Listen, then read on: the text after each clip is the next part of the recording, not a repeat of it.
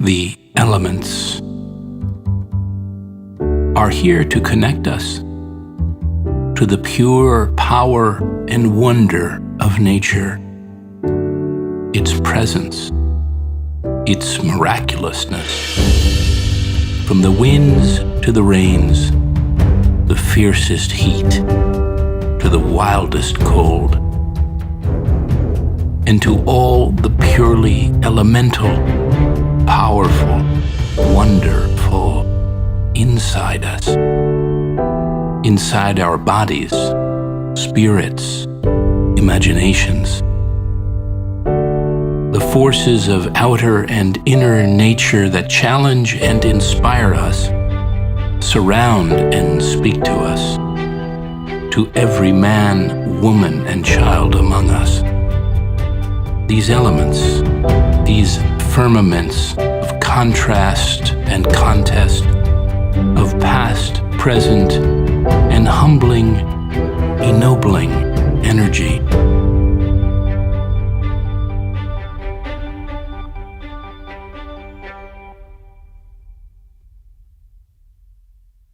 Welcome, and thank you for leaning in to the latest floating poetry broadcast, the 42nd in my ongoing weekly series, coming to you live by the Freeform Sea from Watch Hill, Rhode Island.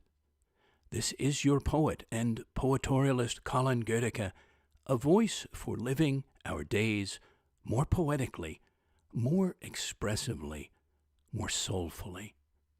Inviting you this week into the embrace of nature, of the vital and remarkable natural world. I've orchestrated a mix of cultural commentary, contemplations, and poetry that speak to this precious and inspiring territory that I hope provokes welcome thoughts, evokes welcome feelings, stirs memories and appreciatings of your experiences of nature, the relationship you have with it or want to, and its relevance, importance to your life and to our aliveness. As always, while you're on your own one-of-a-kind life journey, whatever it is, these weekly programs are meant to take us on journeys of deeper inquiry and discovery together. The embrace of nature. Its embrace of you, your inner and outer senses, spirit, your embrace of it. Well, to me as a poet, as an animist, as a sentient being, there are few relationships and encounters and embraces, few enfoldings more desirable, more vital, soulful, wonderful, anam karas aside, than those with the natural world, in all its pure and innocent wildness, from its landscapes and seascapes to the plant and animal kingdom, from the wind and clouds to the rivers and valleys, the sun, moon, stars, and planets, old stones to virgin sands, the great, timeless, endlessly marvelous interplay of all the elements around us. Nature we can open ourselves to more and more frequently, and ever more intimately. Likewise to our most natural beingness, our inner wilderness. The Irish philosopher poet I've invoked before, on going into the wild, said, "If you go out for several hours into a place that is wild, your mind begins to slow down, down, down. What is happening is that the clay of your body is retrieving its own sense of sisterhood or brotherhood with the great clay of the landscape." The poet Denise Levertov, her poem sojourns in a parallel world. We live our lives of human passions, cruelties, dreams, concepts, crimes, and the exercise of virtue in and beside a world devoid of our preoccupations, free from apprehension, though affected certainly by our actions. A world parallel to our own, though overlapping. We call it nature, quote, only reluctantly admitting ourselves to be, quote, nature too, whenever we lose track of our own obsessions, our self-concerns, because we drift for a minute, an hour even, of pure, almost pure, response to that insouciant life, cloud, bird, fox, the flow of light, the dancing pilgrimage of water, vast stillness of spellbound ephemerae on a lit window pane, animal voices, mineral hum, wind conversing with rain, ocean with rock, stuttering of fire to coal, then something tethered in us, hobbled like a donkey on its patch of gnawed grass and thistles, breaks free. No one discovers just where we've been when we're caught up again into our own sphere, where we must return indeed to evolve our destinies. But we have changed a little. Thank you, Denise Levertov. Walt Whitman, of course, had to appear in our nature embrace, and this is an excerpt from his Leaves of Grass. Press close, bare-bosomed night, press close, magnetic, nourishing night, night of south winds, night of the large few stars, still nodding night, mad naked summer night, smile o' voluptuous cool-breathed earth, earth of the slumbering and liquid trees, earth of departed sunset, earth of the mountain's misty top, earth of the vitreous pour of the full moon just tinged with blue, earth of shine and dark mottling the tide of the river, earth of the limpid gray of clouds, brighter and clearer for my sake, far swooping elbowed earth, rich apple-blossomed earth, smile, for your lover comes. Prodigal, you who have given me love, therefore I to you give love. Every morning, thank you, Walt Whitman.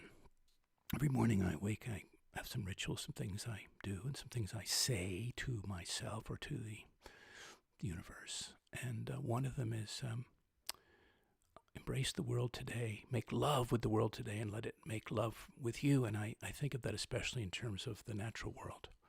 And we can all have that kind of heart for it and feel into that way. I happen to know or knew a young lady so in tune with and so at one with nature, who moved through it wild and free out in the Pacific Northwest. She wound up becoming one of my daughters-in-law on the day, and I wrote this for her back in 2003 when I heard her talk about something that she would love to do in the forest out there in the Olympic Peninsula. So this is for her. This is for Elise Garling. It's called Elysium. I think of you dancing across a forest floor, an ancient forest filtering morning light and the high-pointed notes of hidden birds. I think of you gliding through this sea of green forest flowing with mosses and ferns, your bare, star-stemmed body, all cream and rose, mirroring the grace and joy of a doe as you move swiftly over the fragrant earth, so free and flush with life and loveliness. Elysium. Well, if you didn't guess, she did that on her own and naked. She also had these incredible tattoos all along her back, were fish and stars down her side. So quite a sensation, I'm sure, for the forest as well. Well, we can feel so much at times of nature's sensuousness, sensualness, sentientness. This is a poem I wrote in the Yucatan. Love in the afternoon. Eyes kiss the silky-mouthed sand. Sand kisses the salty-mouthed sea. Sea kisses the wide-mouthed sky. Sky kisses the soft-mouthed clouds. Clouds kiss the warm-mouthed sun. Sun kisses your open-mouthed eyes. Love in the afternoon. Well, as an animist, everything in nature, for me, and all animists, has a spirit, has some kind of aliveness, whether it's a hawk or a boulder or anything else, and has much to say to us when we attune. And I refer to it sometimes as the speaking world. And this is the title of that poem, The Speaking World. The recitations of the ocean's breaking waves, the hymns rising from the green hearts of forests, the narrations of rivers, rhapsodies of valleys, prairies, the whispers passing between clouds and mountain tops, the soliloquies of the deserts, colloquies of blooming gardens, the paeans chorusing through the canopies of rampant jungles, the shared poetries of the moon, stars, and midnight wind, all the sensuously shaped and deeply throated voices of the speaking world that sing through the air, that seek out listening ears. The poet, writer, revealist, I want to call her, Diane Ackerman, has written many marvelous books. And this is from her book, An Alchemy of the Mind. And she said this: there's a terrible hollowness and emptiness at the core of society right now that comes from our trying to exile ourselves farther and farther from nature. Nature is something that most people visit on weekends, yet we evolved to be intimately tied to nature, to feel whole and natural when we belong to nature, and to respond to that ever-changing fantasia of the seasons. The harder that we try to deny that heritage, the more alienated we become. I have no trouble using a word like holy to describe a place in the wilderness where I might feel an intimate relationship with the cosmos. Thank you, Diane Ackerman. And how sacred it is to me, how sacred is it to you? Because I think the more sacred we believe it to be, in a small s, it doesn't have to be religious, obviously, the more we cherish it, the more we want to preserve it. The long-lived poet and naturalist Gary Snyder, I've brought him up other times, and he has this piece mid-August at Sourdough Mountain Lookout. Down valley, a smoke haze, 3 days heat after 5 days rain, pitch glows on the fir cones across rocks and meadows, swarms of new flies. I cannot remember things I once read. A few friends, but they are in cities, drinking cold snow water from a tin cup, looking down for miles through high, still air. So like him, to let these moments inhabit us, that because they do form part of us if we let them, or we grow up in places that obviously are very strong with nature, whether in the mountains or big valleys or, far from the rest of urban life, and they can have much more powerful influences on how we're shaped growing up. But we can let them shape us as they can, wherever we are.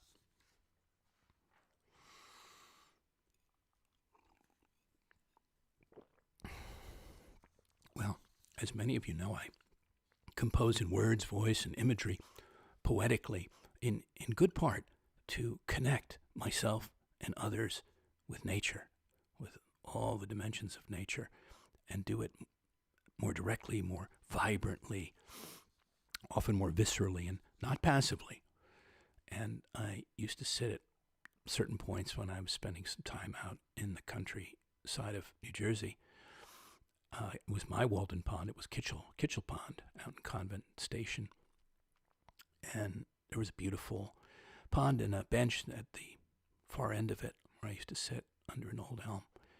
And this is called the Poet's Bench. Poems are made here in the sun, in the snow, on the wind, by the still and moving waters, seasons, wildlife of the pond. By a poet floating in the open air. Poems that open from the inside out are open to everything flowing outside in. Their landscapes communing with and without words at a simple bench beside the woods. We can all find our seat somewhere in nature, a place to sit or stand, or lie down, look at the clouds. This is a recent poem I was inspired to make here, talking about the elements that opened our program tonight on the coast here of Rhode Island, where I'm spending the winter. Very close to the sea and all the elements, sun to snow. And very late one night, I awoke to a rain, and this poem came into me. Late night rain. The rain spatters into metal gutters, flows in cold runnels overhead, funnels in long gurgles down white channels toward graveled ground, forms a felt scaffold of water and enfolding water music around the 2 stories of inn I'm in, that sits on high stilts above the wet earth, above the dark harbor, the dunes, and for now invisible sea. We spoke of the elements too, was the wind is certainly one that we all experience everywhere in the world, sometimes fiercely and sometimes softly. From the gales to the zephyrs. Well, here's another apropos of that elements piece and the elements, and that was set to that original music score. This is The Wind. It was beyond wild tonight, howling and hurling itself against every outer surface, into every window crack and hollow crevice. I listened to it blow with the ears of a long-time sailor at sea, lying wide-eyed in his berth, in a brawling gale, back in Captain's courageous days. A black-robed Bedouin bedded down in his tent during a mad, obscuring sandstorm. A haboob where even the huddled camels are swept from sight. An Eskimo alone in his igloo, sheltered from the Arctic blasts by layers of caribou fur and blue-white bricks of snow. An awakened man, blanketed under downy covers on a dark coast, body mindful of the unleashed, unleashable power of the elements that surround and now and ever astound him.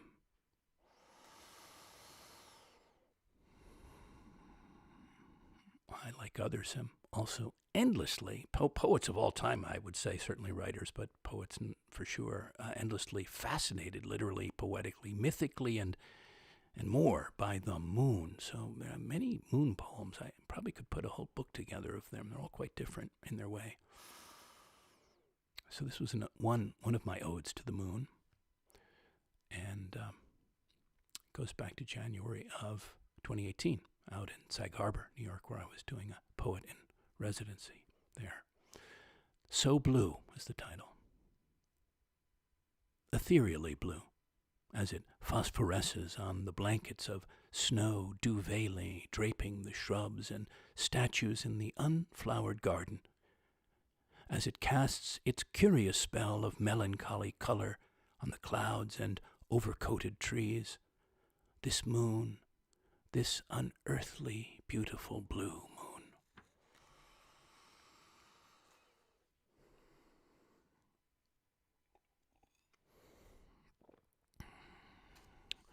On the mysteries and majesties of the oceans, Rachel Carson, from her book Undersea, which was unlike in its time anything ever published before. She brought, as Brainpicking said, a strong literary aesthetic to science, which over the next 2 decades would establish her as the most celebrated science writer of her time. Well, she was also very poetic, and she said this about the ocean, and it goes as follows here, this segment I pulled out. Who has known the ocean?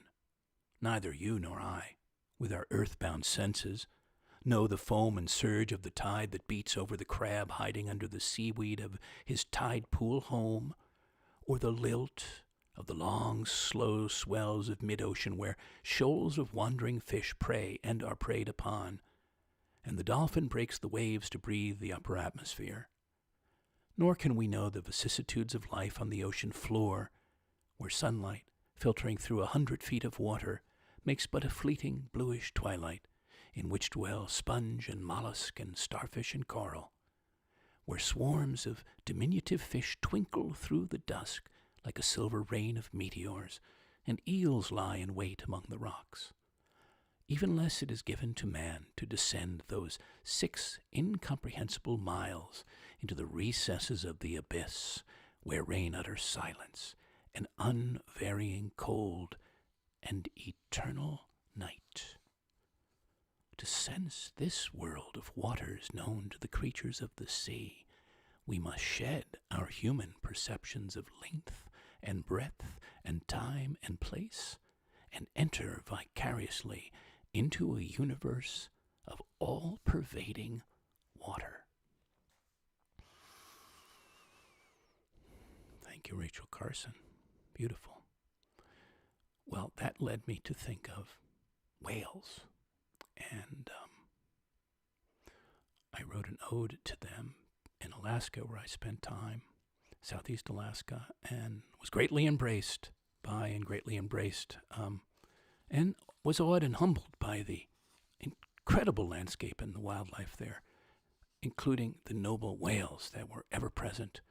Many, many stories I could tell you about the whales appearing, often sometimes in multitudes, but always there somehow. And I felt that there was a definite connection going on. Well, this was for them. This is for the humpbacks. It's called Holding Your Breath. This was at anchor off the Brothers, 2 islands in the Frederick Sound in southeast Alaska, 1 July. You hold your breath, have held your breath for 1,000 feet, 1,000 years down, through black and blue waters, blizzards, glaciers, barnacles, harpooners, still surviving, still returning to the surface.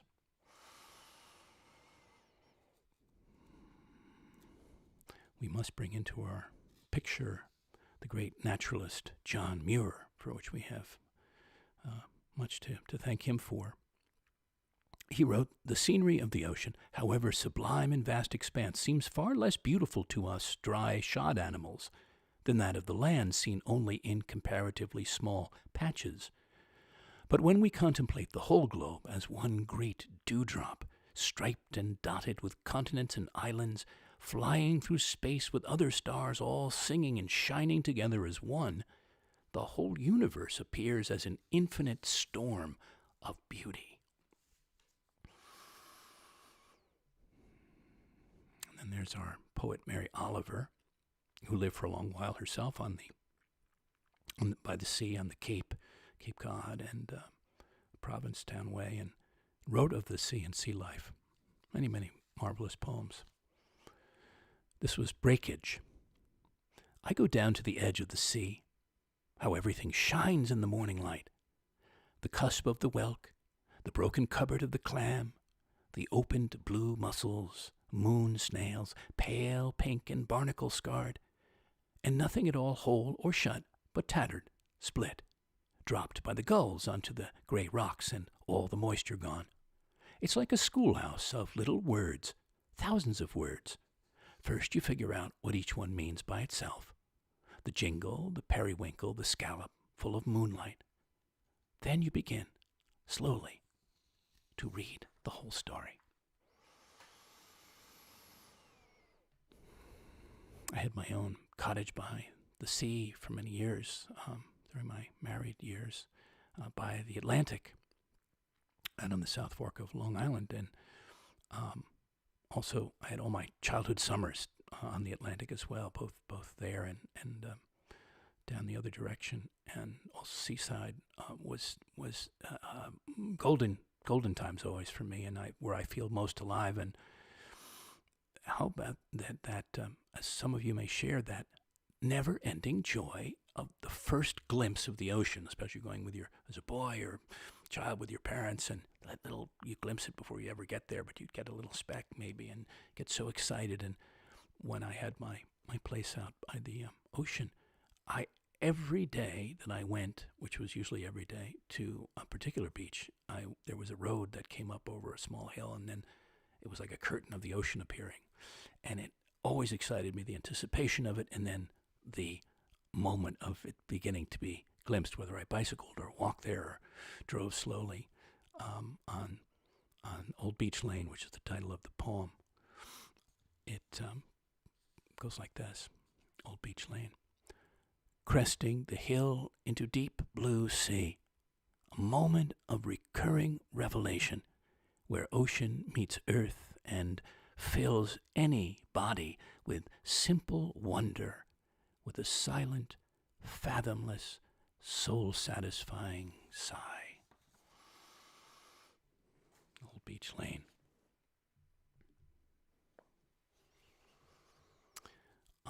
There's a ritual that I practice as daily as I can when I'm walking along the sea and beachcombing. And another beachcomber asked me about it and said that I saw you doing that more than once and was curious about it. Were you anointing yourself? So in a way I was, actually, I said, and that led to this poem.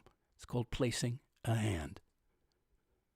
Dipping a hand in the sea, a morning ritual, cupping a palm like a small basin to anoint the brow, crown, and lips with the ocean's holy waters, to receive nature, to refresh the spirit, to remind the body of its essence and aqueous origins. Poet Nicholas Christopher wrote this poem that speaks of the now distant poet Basho, Basho. Very interesting poet. Calls this piece Midsummer. Basho says the body is composed of 100 bones and 9 openings, within which flimsy structure the spirit dwells. Floating by the park at dusk through the heavy trees, the white building glides like a ship. An amber lamp is lit in a top-floor window, and a woman in her robe is leaning on the sill, eyes closed to the sunset. A violet shadow is pouring down the side of the building from her long hair. 2 pigeons are perched in the next window against a black room. Beyond the trees, down a rough slope, the river is winding around the island, flowing into the sea. Slowly the mist off the river coils around the building, concealing it, and just as slowly it lifts. Only now the woman's lamp is extinguished. Her window remains open. The curtain flutters, but there is no sign of her, laid down to sleep in the darkness, her pale body with its 100 bones and 9 openings, from which the spirit will one day slip. Like the mist seeping back through the trees, along the river, out to sea.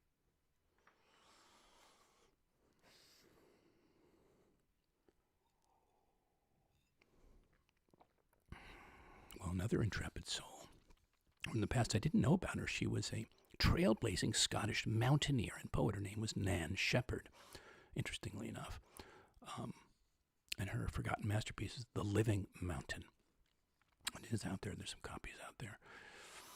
And she spoke about the mystery and mightiness of flowing waters. And along the way, she said this about it. When she waded into the wells of D-E-E, which was the highest source of any major river in Britain. This is the river. Water, that strong white stuff, one of the 4 elemental mysteries, can here be seen at its origins. Like all profound mysteries, it is so simple that it frightens me. It wells from the rock and flows away. For unnumbered years it has welled from the rock and flowed away. It does nothing, absolutely nothing, but be itself. The sound of all this moving water is as integral to the mountain as pollen to the flower. One hears it without listening, as one breathes without thinking. But to a listening ear, the sound disintegrates into many different notes. The slow slap of a lock, the high, clear trill of a rivulet, the roar of spate. On one short stretch of burn, the ear may distinguish a dozen different notes at once. Well, think of all your experiences of water. If you don't have one happening right now, maybe outside in a fountain or a brook or a river or an ocean you can hear right now. Memories of those moments, those experiences. I've written many. I, like you, am so refreshed by the sound of it, let alone the sight of it, and have various paeans to water and waters I've experienced around the world. Here in Alaska, this was kayaking in a place called Ford's Terror on the Endicott Arm of Southeast Alaska. It's called water falling. Waterfalls, thousands of feet down the sheer stone face, fjorded light falls down the tree-banistered glacial ridge below the elbow of Endicott Arm as the rush of the race of the rapids rises up, revels up past earth and ears into the morning air.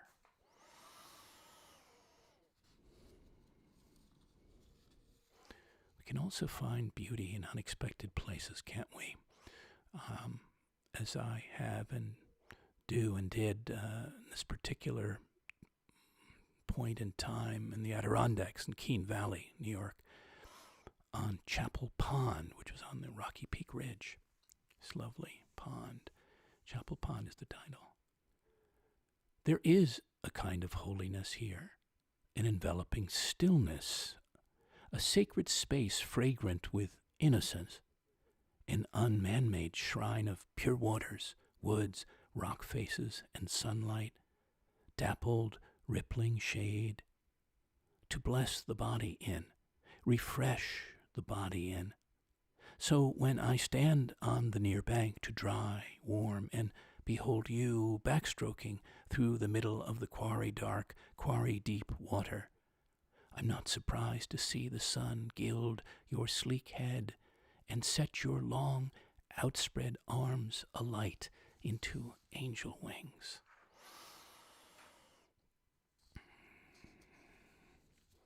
You know, there's so much we could touch on around nature, so I've chosen certain things, and we can probably have another program another time to touch on others. But trees, definitely, I felt we ought to. Our companion trees in the world talk about. This is from Eating the Sun by Ella Sanders, lovely little book. And the start of her chapter, What a Difference June Makes. In the book, by the way, the subtitle is Small Musings on a Vast Universe. There are more than 3 trillion trees on our planet, which works out as around 400 per person, and there are likely more trees on Earth than there are stars in the Milky Way. Most of the landmass is found in the northern hemisphere, and so, sensibly, the trees follow suit, with most of the world's temperate forest found in Canada, Siberia, and Scandinavia.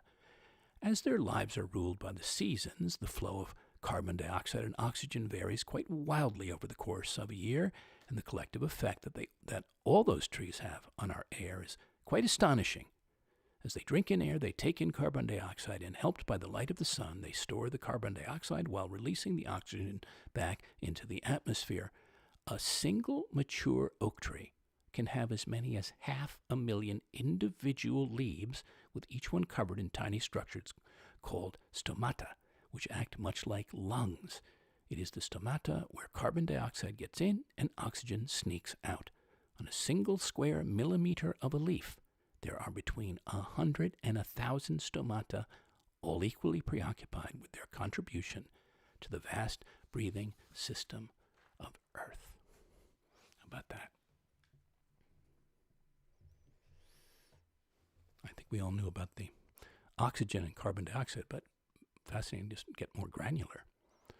Well, trees, for me, marvelous, and everything else, them and everything else, always alive, and they engaging the senses, the spirit, the imagination. And isn't that part of the wonder that we all seek, that we want to experience if we haven't already, or want more experience of? This was that Kitchell Pond I mentioned in the Lewontika Brook Reservation, one late October. A wild invitation to dance, it's called.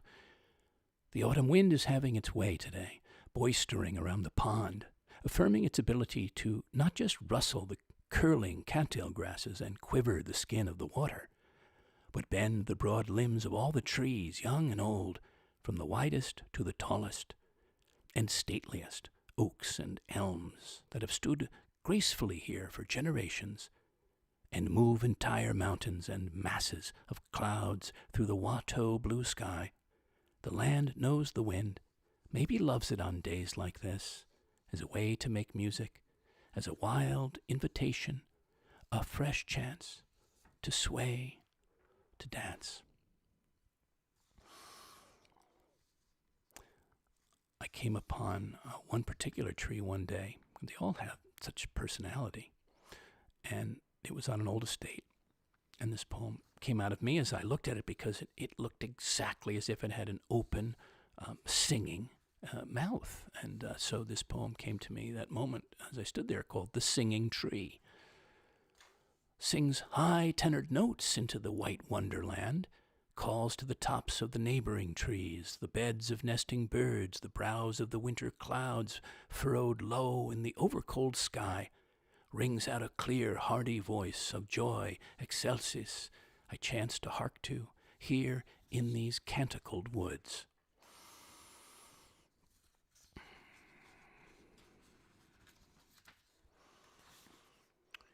Well, among all these elements, we can't not speak of light.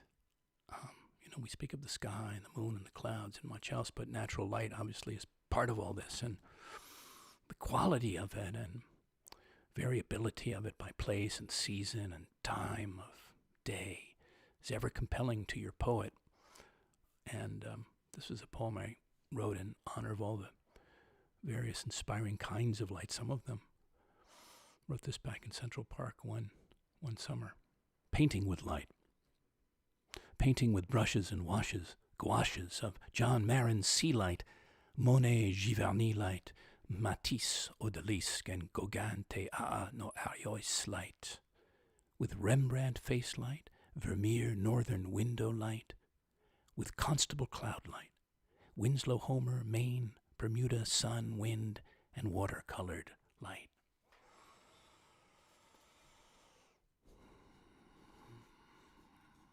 What about taking in our natural landscapes, sort of the larger scale, sometimes the unman-made ones, obviously, and taking them in more deeply, more feelingly, more satisfyingly. It's kind of a meditation. I mean, it doesn't mean being Zen-like and sitting necessarily. I do many walking meditations, just opening myself to the essence of the landscape, the speaking world that we talked about earlier.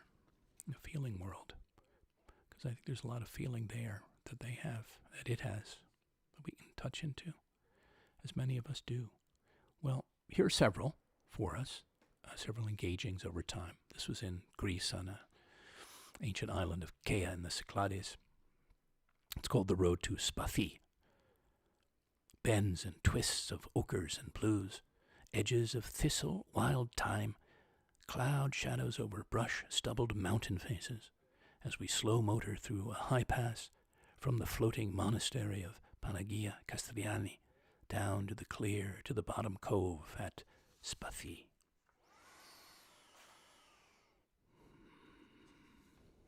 And then far, far north, again, this time in the Frederick Sound in Alaska, the Inside Passage. Actually, inside the Inside Passage. I was on a floating wilderness journey. The upholstery is vast and varied, overstuffed divans wildly embroidered with orchids and scented with cedar, chaise longues with legs of living wood, high wing-backed chairs of granite and quartz, doilied with distant snow, seedling stuffed ottomans fit for the feet of Gullivers, fans of delicate ferns, headboards of hemlock carved with eagles, all carpeted with barks and cones and plush mosses made for the touch, all dappled with serene summer light.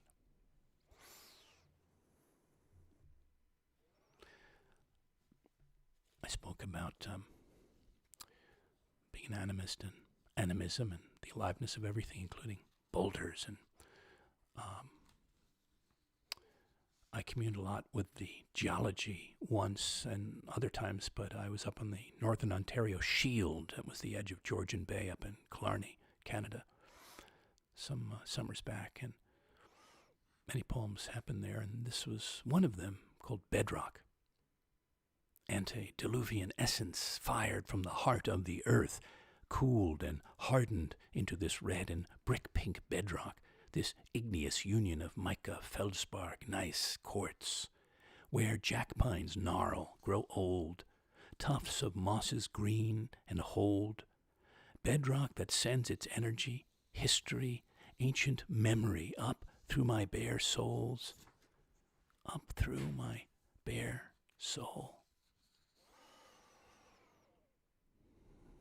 Another one about mighty nature, the Gaia, Mother Earth, will surely outlast us. I felt that here in this poem in particular. 2 billion years later, eons of ice and rushing blue water finished their sculpting, leaving undulating threads of eye-white quartzite, massive spreads of muted pink and terracotta granite, hawk-high ridges of gneiss, song lines of former and future stone ages, when man was not here, when man will not be here. And the moon, the more particularly those heavenly, quote, heavenly happenings, right, magical in their way, like eclipses and supermoons that we get to have once in a while, my and other people's lunar inspiration. Blood moon on the lunar eclipse. The only thing warm tonight in the deep winter sky, and soon to occlude. The wolf moon, ice moon, old moon. During its dousing, a time for howling out our truth to the star-studded universe, so deeply listening.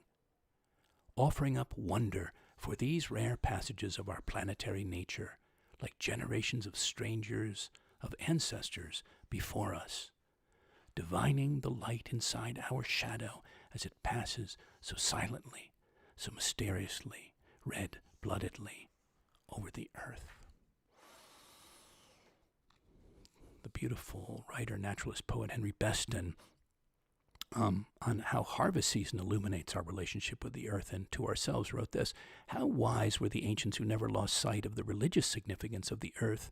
They used the land to the full, draining, plowing, and manuring every inch, but their use was not an attack on its nature, nor was the ancient motherhood of earth ever forgotten in the breaking and preparing of the soil. They knew, as all honest people know in their bones, that in any true sense there is no such thing as ownership of the earth, and that the shadow of any man is but for a time cast upon the grass of any field.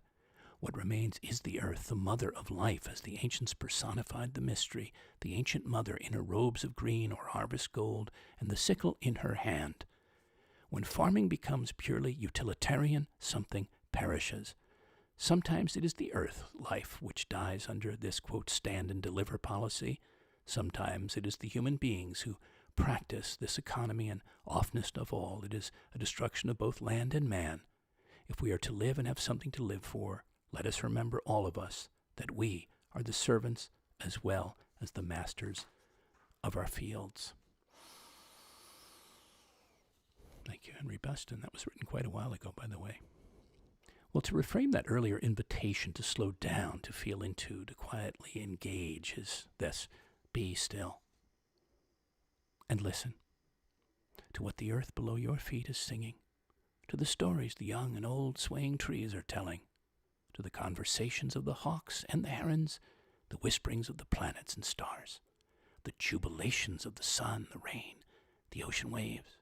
Be still and listen with your spirit's ear to everything of note that's here, all ready to be heard. Well, I have some poems about the seasons and some poems about some colors and more about the trees, but in the interest of our time, I'm going to just slip those out. I'm going to come to those another time. I like to keep going with what else I've got here, which is best in one more time, because he speaks about the animal kingdom, and I think importantly, and so rightly, we need another and a wiser and perhaps a more mystical concept of animals, remote from universal nature and living by complicated artifice. Man, in civilization, surveys the creature through the glass of his knowledge and sees thereby a feather magnified and the whole image in distortion.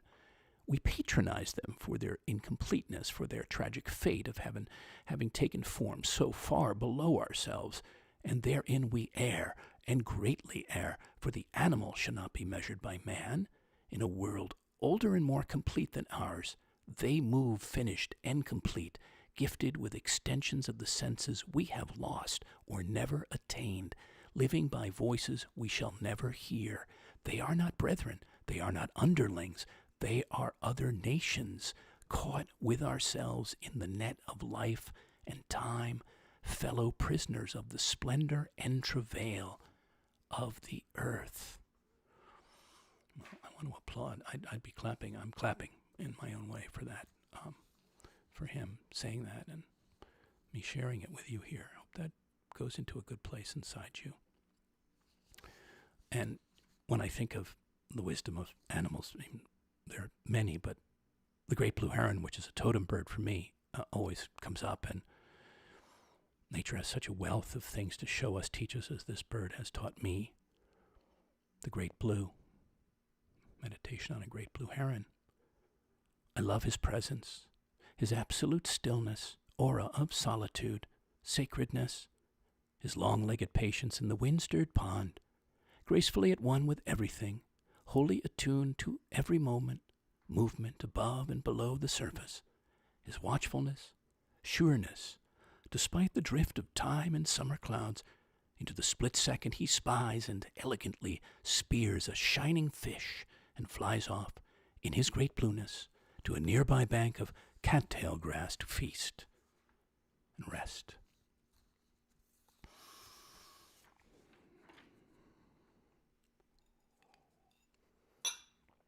All right.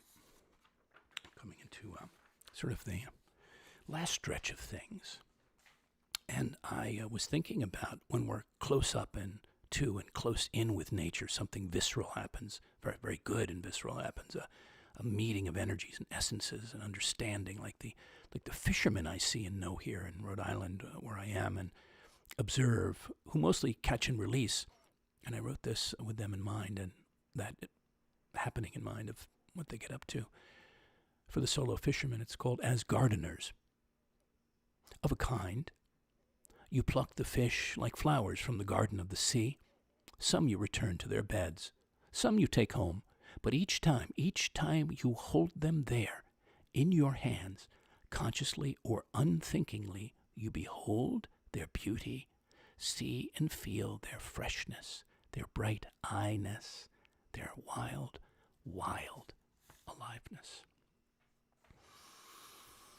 Walt Whitman said, I think I could turn and live with animals. They do not sweat and whine about their condition. No one is dissatisfied. Robert McFarlane, if you don't know about him, he has a couple of Lost Spells is one more recent book, but Lost Words is the one I pulled from here. It opens with an image of a world, this world, bereft of the words for birds and plants and other beings, and thus bereft of the regard for and concern with them. And here's part of that book. Once upon a time, words began to vanish from the language of children. They disappeared so quietly that at first almost no one noticed, fading away like water on stone. The words were those that children used to name the natural world around them. Acorn, adder, bluebell, bramble, conker, gone. Fern, heather, kingfisher, otter, raven, willow, wren, all of them gone. The words were becoming lost, no longer vivid in children's voices, no longer alive in their stories. You hold here in your hands a spell book for conjuring back these lost words. To read it, you will need to seek, find, and speak. It deals in things that are missing and things that are hidden, in absences and in appearances. It is told in gold, the gold of the goldfinches that flit through its pages and charms, and it holds not poems, but spells of many kinds that might just, by the old, strong magic of being spoken aloud, unfold dreams and songs and summon lost words back into the mouth and the mind's eye. Well, coming back for one more moment to Rachel Carson, who, if you don't know, catalyzed the whole environmental movement with her powerful and poetic expose of the industrial assault on nature. The exceeding beauty of the earth, inner splendor of life, yields a new thought with every petal. The hours when the mind is absorbed by beauty are the only hours when we really live, so that the longer we can stay among these things, so much the more is snatched from inevitable time. These are the only hours that are not wasted, these hours that absorb the soul and fill it with beauty. This is real life, and all else is illusion or mere endurance. Does this reverie of flowers and waterfall and song form an ideal, a human ideal in the mind? It does. Much the same ideal that Phidias sculptured of man and woman filled with a godlike sense of the violet fields of Greece, beautiful beyond thought, calm as my turtle dove before the lurid lightning of the unknown. To be beautiful and to be calm without mental fear is the ideal of nature.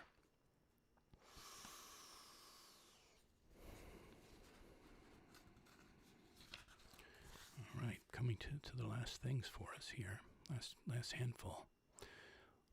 John Muir once more, who most famously and sagely said, "When we try to pick out anything by itself, we find it hitched to everything else in the universe. One fancies a heart like our own must be beating in every crystal and cell, and we feel like stopping to speak to the plants and animals as friendly fellow mountaineers. Nature as a poet, an enthusiastic working man, becomes more and more visible the farther and higher we go, for the mountains are fountains, beginning places, however related to sources beyond mortal ken." There was an incredible, acclaimed modern naturalist who died actually last year, Barry Lopez, worth checking out. He gave a last interview, I think one of his last, with Orion magazine, the excellent Orion magazine. At the end of the interview, he said this: "What being a naturalist has come to mean to me, sitting my mornings and evenings by the river, hearing the clack of herons through the creak of swallows over the screams of osprey under the purl of fox sparrows, so far removed from White and Darwin and Leopold and even Carson, is this: pay attention to the mystery, apprentice to the best apprentices, rediscover in nature your own biology, write and speak with appreciation for all you have been gifted, recognize that a politics with no biology, or a politics without field biology, or a political platform in which human biological requirements form but one plank, is a vision of the gates of hell."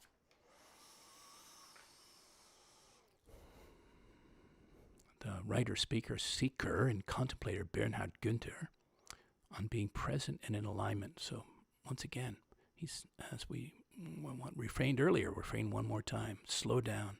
He says, sink into your gut, be present to what is, and the universe, nature, and the divine will open to you in ways you cannot possibly grasp intellectually and in ways you could have never, quote, predicted.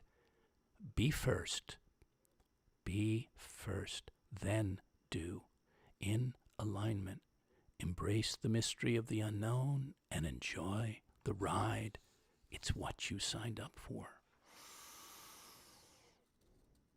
So, coupled with that thought is this place of presence and sentience to take ourselves to. Feel the earth. Slow down, all the way down. Feel the earth, the sentient earth. See and touch it. Hear it. Taste it. Where you are, wherever you are. Let it hold you. Let it feel you. Let it breathe you. Let it fill you. Henry David Thoreau said, all good things are wild and free. And that's nature. It's something for us to touch more in our own selves, where there is a wilderness and freerness we all have inside, can have inside, regardless of our outer circumstances. Well, surely as we come toward our close here, want to praise the music that comes from the birds, solo and together, who serenade our days and our world, and may they always. The birds are singing. singing their notes, faithfully, mellifluously, over thousands of years, nightingales to orioles, robins to wrens, into the ears and hearts of ancient Greeks and Mayans, emperors and farmers, explorers and lovers, infants, poets, across a world of forests and fields, marshes and mountains, gardens, ocean sides, still, joyously singing. And next to last, all of nature that's here for us to cherish and preserve and bring reverence to. All of it so innocent, so naturally sacred, as we've talked about and others have talked about. The white elephant, like the snow, like a cloud, or the moon, the song of a bird, the laughter of a child, the rare and sacred gifts that come our way in this world, from nature, from life, beyond culture, from the oceans of our imaginations, that need not be useful at all to be valuable, whose beauty, transcendent beauty, intangibility, and freedom from practicality make them all worth our appreciating on any sunlit day, on any starlit night. So let's close for now with an invocation, an invitation to the gifts of nature we're beyond fortunate to have and still have. Give us this day. Give us this day our daily wind, to fill our sails, ruffle our curtains, caress our faces. Give us this day our daily sun, to light our way, warm our mornings, color our day's endings. Give us this day our daily sea, to voyage on, gather our fish from, refresh our bodies in. This new day of simply living on the earth, of breathing in this earth and all its givings. Give us this day to openly, gladly receive these gifts. Thank you again for listening in, for thinking and feeling in this week, and not least to those among you who listen often and so enthusiastically. Added thanks to for those of you donating to help support these programs and my all-in mission to nourish and uplift spirits through my poetic arts. Contributions can be made in any amount by PayPal or Venmo or directly through my site.